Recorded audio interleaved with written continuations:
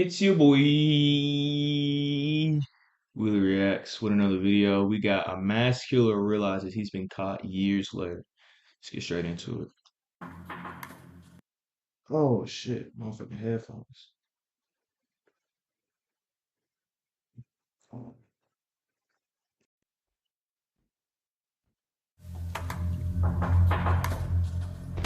Hey, are you Ross? I'm Tyler Duncan. I'm with Anderson County Sheriff's Office. This is Steve. How you doing? This is Ross Velarde, and for the last 8 years, he and his wife Amy have been living with a terrifying secret that these detectives are about to expose. I got assigned the case about the homicide that happened in Pendleton in 2015. We'd like to talk to you. Amy's parents, I know his heart dropped. Mike and Kathy, as well as Amy's grandmothers, Barbara and Violet, were brutally murdered inside their own home in 2015, leaving police with the grueling task of solving a quadruple homicide. As family members, we want answers. But unbeknownst to everyone, Ross and Amy were the killers all along. We want answers. But unbeknownst I don't know why. It kind of looks like she wanted to smile, bro. I don't know why. It kind of looks like she wanted to smile, bro. to everyone, Ross and Amy were the killers all along. We're not here because we think you did it or you might have did it. We know you did it. It's piling up, Ross. You don't want to roll the dice on this, I'm telling you. On November 1st, 2015, Mike and Kathy Scott, alongside their mothers, Barbara and Violet, were found brutally murdered in their trailer home. Everyone was found with similar injuries, a slashed throat and a gunshot wound to the head made after they died. They were also found with knife wounds on their hands, indicating that each victim had tried to fight back before being killed. There were even bloody handprints on the doors and walls, showing that someone had even tried to escape after they'd been stabbed. The terrifying scene inside the trailer home would go completely unnoticed for the entire day, until, according to Amy, she went to check up on her parents and found them lying dead inside their home. And at around 12:30 that day, Amy decided to call 911. 911 was location of emergency. Oh my God! I need somebody out here. What's going on? Oh God! There's 4 people. In my mama's house, Who are these people that are in the house? it's my mom and my grandma and my granny and my step. If it's family, why would you say there's 4 people in my house? I feel like anybody who really was in this situation would be like, my family's dead, my mom is dead. You feel me? No, man. That's just me. Like, if I found my mom, grandma dead, like, bro, I'm not saying there's 4 people in the house. I'm like, bro, my whole family dead. Like, boo-hoo, hysterical, like, crying, screaming, bro. Like, you heard them real 911 calls. A woman be, like, screaming, bro. Like, real hysterical. Is it hysterical? I think, When Anderson County Police arrived on the scene, they said it was one of the bloodiest scenes they'd ever been to. But something was off. Detectives noted no signs of forced entry and thought it couldn't have been a robbery as there were multiple valuable items left in plain sight inside the home. This made 2 things clear to detectives. Whoever was responsible was allowed inside the home before the acts, and that they only had one thing on their mind: murder.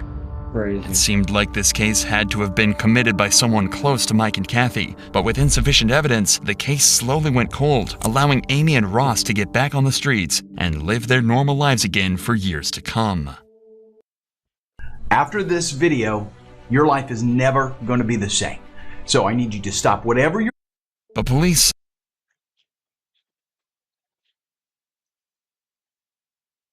always had their suspicions about this case, and were never comfortable letting it stagnate. Amy's Facebook page showed that she constantly had fights with Kathy and Mike over her children, often calling them narcissistic, emotionally abusive, and disrespectful. What's most disturbing was a video of Ross and Kathy's fighting found on Amy's page, where Ross says something that would come back to haunt him forever.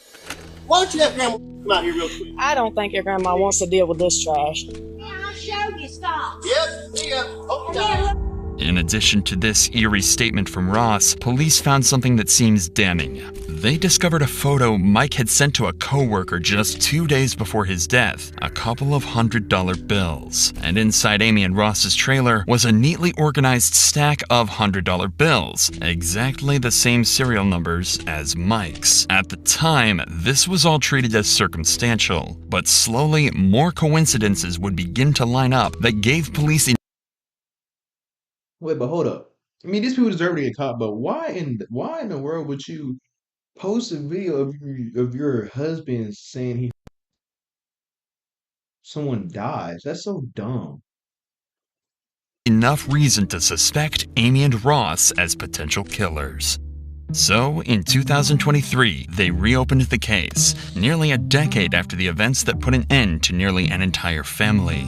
Detectives started by launching a series of interviews with Mike and Kathy's closest peers to try and get a better picture of Amy and Ross, and see if they might have been responsible after all. They begin with Mike and Kathy's neighbor, to learn about Amy's relationship with her mom, and if he saw anything the day of the incident. With the daughter, got angry with her, and kept the children from Kathy. So tell us about that. It seemed that they really tried to help Amy a lot. And Mike and Kathy, they really took care of the kids. And it broke Kathy and Mike's heart. She just really missed the kids, and the two older ladies that lived there, they were used to the kids coming in and out. You think Kathy was afraid at all of Amy and Ross? No, she never expressed that. But it was always the talk of the area that Mike would go to flea markets and he would get some kind of video games that he collected. There was a good resale market for them, and that he would buy any old jewelry that had some gold in it. It was always a rumor that he kept a lot of cash and gold stuff around. Not only did Mike collect jewelry and other rare memorabilia, but it was well known in the community that Mike always had a large sum of cash with him because he feared putting money into the banking system. This made Mike a large target, especially amongst those who knew him well. I think you've got to be one sick puppy and go in there and kill two helpless old women. The thoughts that somebody came in and killed those people, I still have nightmares about that. This tells detectives that the murder could have been done for financial reasons, especially since this fact wasn't a secret at all. Couple this with the fact that Mike's money was currently sitting safely inside Ross and Amy's safe at home. A picture is starting to form of what might have actually happened that night. But still, nothing is certain at all, and police next head to Roxy Voorhees, an ex-employee of Amy and Ross's, who worked at their pet grooming business during the months leading up to the crime. Roxy had spoken to Amy almost every day for months before the incident, so if anyone had some information to give, it'd be her. And they were for months before. You see this, you would think, you would think the woman on the right was the one that would do the killing, the girl on the left is victim. I don't know, man, you just can't really trust nobody for real. For the incident, so if anyone had some information to give, it'd be her. And they were exactly right. What they found was so sinister, it blew the case wide open. Ross had made a joke and said, do you want me to It was a joke at the time. Right. Then later I was like, holy, I'm glad I didn't say yeah. It's Amy, right? What was your job there? A bather. And I was learning in the process of grooming. When you worked for the shop, you said they were just getting started, so they weren't very successful yet. They appeared that they were fine. Okay. But then I would hear arguments of them, and a lot of it was money related. When I started working for her, I seen Kathy and Mike at the grooming shop. I was in the back grooming, so I didn't hear everything that was going on, but it was something to do with money.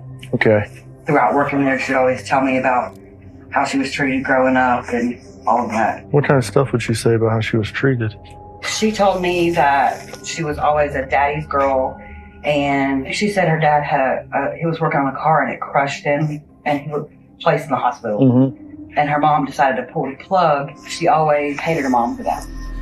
Detectives learned that their grooming business wasn't as successful as they claimed it was. Based on bank records collected by police, Amy and Ross's proven income in 2013 was $25,622. However, in 2014, Ross spent $14,200 on a Ram truck, $5,700 on a Mustang, $10,000 on a Harley FXE, and another $5,000 on a Harley XL. Close to $35,000 on luxury purchases, but an income of just $25,000. With these poor financial decisions, the couple needed money, and they needed it badly. In 2014, their business fell short, making just over $3,000 for the entire year. Damn. Things were bad, and they were on the brink of bankruptcy. So when the cops found $67,000 in cash hidden in their home, they knew something seriously strange was going on. Ross claims that he'd been saving the money for years, but detectives don't buy it at all. They're certain that, at a minimum, Ross and Amy had to have stolen from the house on the day of the murders. But to some extent, this was all known about 8 years ago, and it's still all circumstantial. For all the cops knew, Amy could have noticed the dead bodies in the trailer and grabbed the cash out of desperation before calling the police. So there had to be something that set this investigation apart from the one back in 2015. However, this case would take a complete 180 after detectives would find their most blatant, crucial piece of evidence yet.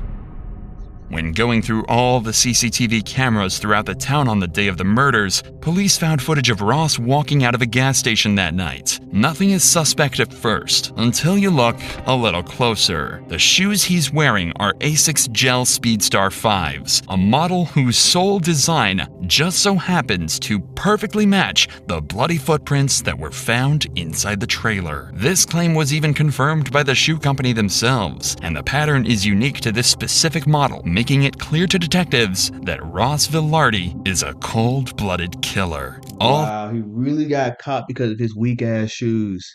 That's crazy.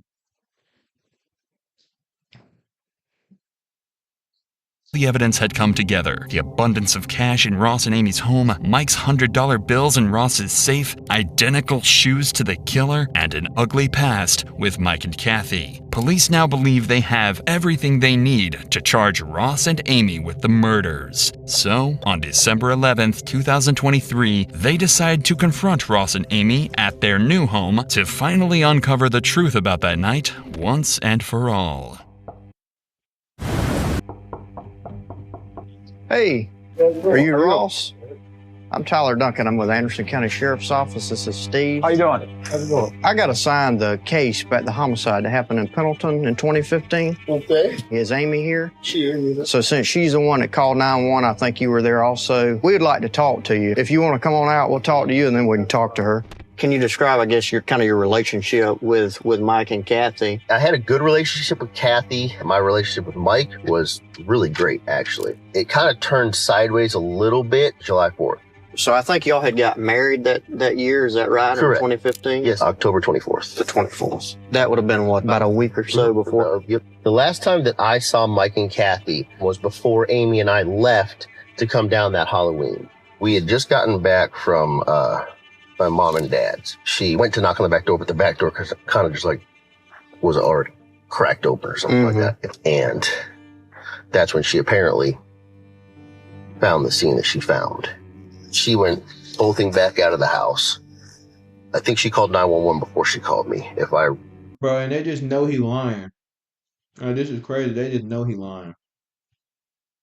Remember correctly. So you didn't go over to the other trailer? No. Or to Mike and Kathy's trailer? Correct. I never went in that trailer that day. So after you last seen them, you never went in their place again? Correct. Yep. The detectives are baiting Ross into a trap, as they know based on the footprints that Ross did without a doubt step into the house on the night of the murders. Later on, they'll be able to confront Ross about these blatant lies in hopes they can shock him into a complete confession. There was a couple things that kind of were red flags, but I don't know if they have anything to do with this or not. Mike bought and sold a lot of items, and some of the people that he was buying from were pretty shady sometimes. So that's another kind of red flag that I had as I was trying to just replay like events leading up to the homicide. Should I have seen something? You're just starting out with this. If you were us, what would you do? What do you think happened Look at his body language. Look at his body language, bro. there, Ross? He's the first gentleman that's asked me that. If you were us, what would you do? What do you think happened there, Ross? He's the first gentleman that's asked me that. TV shows that I watch always say, follow the money. And you find out where the... So this nigga just snitched on himself. Wait, what? You got the money. real motives are. Ross is unknowingly digging himself into an even deeper hole. When the money is traced, it leads right back to his and Amy's pockets. But there's only so much Ross can do. The police aren't telling him that he's their main suspect, so all he can do is keep on lying, devastatingly unaware that they've already unraveled his entire scheme. They destroyed our business. From January to when this happened, I made just shy of $100,000 with our mobile grooming business. As soon as this happened, with all the media coverage, all of that went away because of this. And you said you had a large amount of money in your single wide. Is that where the money came from? The money that was in our single wide in my safe, about $80,000. That was literally the savings between Amy and myself. The detectives know Ross is lying through his teeth, but for the sake of having a civil conversation with Amy, they'll hold off on confronting and accusing Ross until after their talk with Amy. Just shovel the bullshit out of that front seat right now so Amy can get in. Mm-hmm. He's the victim, you know. Oh, I got that very quickly. But follow the money. Follow the money. You could tell that he's... Yeah, I saw him. And every time he's talking, he can't look at you in the face. I know. You got a tiger by the tail here, though, buddy. Don't think you don't. This is a career case, let me tell you. Your grandmother, and then obviously Mr. Scott and his mom. What do you remember? What can you help us with? Where should we look? Yeah, me and my therapist talk about that a lot. Obviously, you got to know finding people doesn't really leave you in the right state of mind. Can do things to you. Yes, ma'am. And then everything that ensued. I mean, honestly, I can barely remember the funerals. Ross, tell us a little bit about the relationship between, I guess y'all and the family. Something happened? We got into it around 4th of July or something with Mike, but he wasn't a nice person at all. Because I told my mom, look, I don't like it. My kids can't come over there until we straighten some stuff out. So at the time of the murders, you and your mom were back talking, everything was kind of getting patched up? Me and my mom, my mother was not a horrible person. She was prickly. She always hated her mom. So can you tell us a little bit about that weekend when were you gone, when you got home and you found the bodies, or what happened? We brought his mom, my mother-in-law, to do Halloween. We went down there, we spent the weekend. What day did y'all leave to go down? Friday night. Friday night.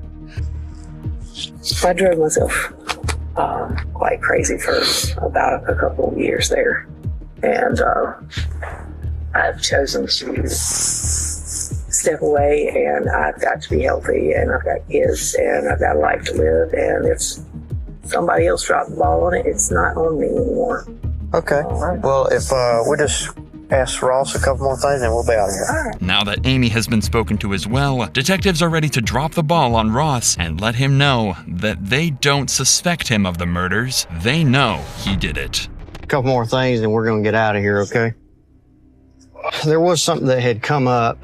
You remember owning a red pair of shoes? Red pair of shoes? ASIC Speed-Star shoes. Yeah, you do. Don't recall. These ASIC Speed-Star shoes. Yeah, okay, I remember those shoes. What happened to the shoes? That's a good question, because I have no idea. This is from crime scene photos, and these are confirmed to be ASIC Speed-Star shoes. Okay. Inside, and they have blood droplets on them. And interestingly enough, you're at the Quick Trip wearing those shoes the night of the murders. Okay. So if you never went in the house, I'm just interested to know how they ended up in the house. I have no idea how those shoes would have had any kind of blood on them. I mean, obviously I was wearing them at a Quick Trip on the 31st. Well, and they never found the clothes either that you were wearing. That hoodie? Mm-hmm. Oh think here. shit, you're trying to lie now. If y'all left on Halloween afternoon, but you're on video there, the timeline doesn't add up. The fact that your shoes are inside of the house in blood, that's a big problem. Again, I don't know where the shoes are at the moment, and I don't remember whatever happened to those particular shoes. If something were to have happened that I had done, it would be stupid for me to wear them into the house and then wear them after that, right? Well, that's what I'm saying. They were never found. So it's almost like you got rid of them. I highly doubt I got rid of them then, but I mean... Here's the bottom line, okay? So we know what happened, and we're about to prove it. Okay. So the opportunity for you is now. If you want to look out for yourself, is to really just to tell us what happened. If this was something that Amy put you up to doing, because obviously you have the skill set to go in here and do this, and y'all did benefit from the murders, okay, because you got a lot of money. We've been through your financials, okay? We did not get a lot of money from this. Y'all were struggling all up until the murders. The money found in your safe, there's money photos from Mike's computer that match the same serial numbers as the money that was found in the safe. So it's not savings. That's money that was found inside of Mike and Kathy's house that Mike was saving, and y'all took it after you killed him. Okay? Absolutely. And I'm telling you right now, we're gonna prove it. If you think she's not gonna crack on you when we do, then you're mistaken. We're not here because we think you did it or you might have did it. We know you did it. Okay, we're just here as a courtesy. I'm just telling you, Ross, financially at the time, things were really bad. We got text messages between you and Amy saying you don't have the money a few weeks before. And you said it the best, follow the money. We did that. We led right into your single wide. It's piling up, Ross. You don't want to roll the dice on this, I'm telling you. It's not going to come up pretty. If, for instance, Amy and I decided to, or if I decided to take a deal, right, mine is going to be better than Amy's because I came to the trough first, right? Right. So, prison time, no matter what. Amy, prison time, no matter what. My 3 kids in here, they grew up without a father and a mother. Granted, my mother would be more than willing to take them. I understand that. We're not the ones who put you on this predicament. Now you're going to have to deal with the consequences. 10, 20 years in prison. That's best case minimum scenario, I would imagine, right? It's better than the rest of your life or death, isn't it? I mean, it might as well be one of those two. By the time I get out, my kids aren't going to know who the f I am. I mean, the other option is I probably need to talk to a lawyer at this juncture here. All right, Ross. You're free to I go. respect that. Okay. All right? Yep. 4 days after these interviews, Amy and Ross were arrested in Pendleton, South Carolina, and were charged with the 4 brutal murders of Kathy Scott, Mike Scott, Barbara Scott, and Violet Taylor. The 2 are being held in prison without bond while they're tried in court. Damn, man, they stupid. Oh, man. All right, man, that was a wild video, man. Like the video if you like the video, man. Like, comment, subscribe, deuce.